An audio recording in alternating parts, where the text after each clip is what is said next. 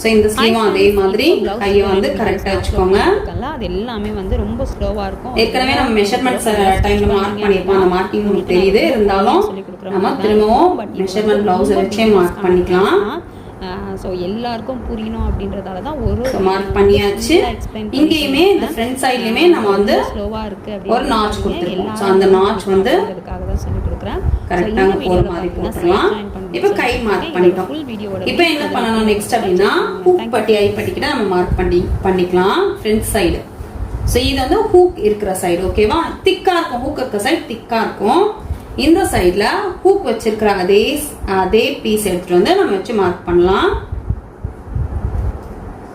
இங்கே பாருங்க கரெக்டாக இந்த எண்டில் வச்சு இந்த தையல் எங்கே முடிஞ்சிருக்கோ உங்களுக்கு தெரியும் நினைக்கிறேன். இந்த ஜாயின் வர தையல் எங்கே முடிச்சிருக்கோ அந்த இடத்துல ஒரு மார்க்கிங்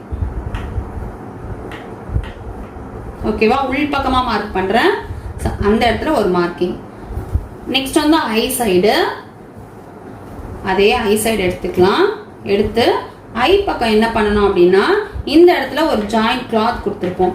அதே மாதிரி மெஷர்மெண்ட் கிளாத்லயும் அந்த ஜாயின் வரும்ல, அந்த ஜாயின் கிட்ட இருந்து, ஏன்னா இது வந்து ஒருத்தர் ஒரு அளவுல வைப்பாங்க. ஸோ அதனால அந்த ஜாயின் கிட்ட இருந்து இந்த ஜாயின் வச்சு நம்ம எங்க கம்ப்ளீட் ஆகுதோ அங்க ஒரு மார்க்கிங் கொடுத்துக்கலாம். ஒரு முறைக்கு 2 முறை 3 முறை பாருங்க, அப்பதான் உங்களுக்கு புரியும். ஸோ கொடுத்தாச்சு. ஃப்ரண்ட் சைடு நம்ம மார்க் பண்ணியாச்சு. இப்போ பேக் சைடு அப்படின்னும் போது இதை எடுத்துருங்க. பேக் மட்டும் ஃபோல்ட் பண்ணிக்கோங்க. பேக்கை மட்டும் எடுத்து பின்னாடி பக்கத்தை மட்டும் எடுத்து மடிச்சு கரெக்டா வச்சுட்டு அதே மாதிரி நம்மளோட மெஷர்மெண்ட் பிளவுஸோட பேக் சைடு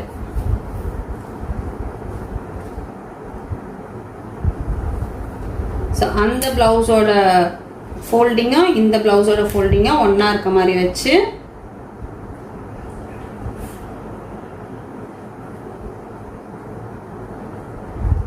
கரெக்டா இந்த தையல் எங்க முடிஞ்சிருக்கோ அங்க ஒரு மார்க்கிங். பேக் சைடில் அப்படியே திருப்பி பேக் சைடில் ஒரு மார்க்கிங். இங்க ஒரு மார்க்கிங், இங்க ஒரு மார்க்கிங். ஸோ இப்போ எல்லாத்தையும் நம்ம ஜாயின் பண்ண போறோம். அந்த மார்க்கிங் எல்லாமே நம்ம ஜாயின் பண்ண போறோம். நம்ம இங்க ஆல்ரெடி லைன் போட்டுட்டோம். இப்போ இந்த லைனை நம்ம ஜாயின் பண்ணணும். ஸோ நான் டேப் வச்சு போடுறேன். நீங்க வந்து ஸ்கேல் வச்சு போட்டுக்கோங்க. மார்க்கிங் தெரியுதான்னு தெரியல. உள்பக்கம்ன்றதால மார்க்கிங் லைட்டாக தான் தெரியும்னு நினைக்கிறேன்.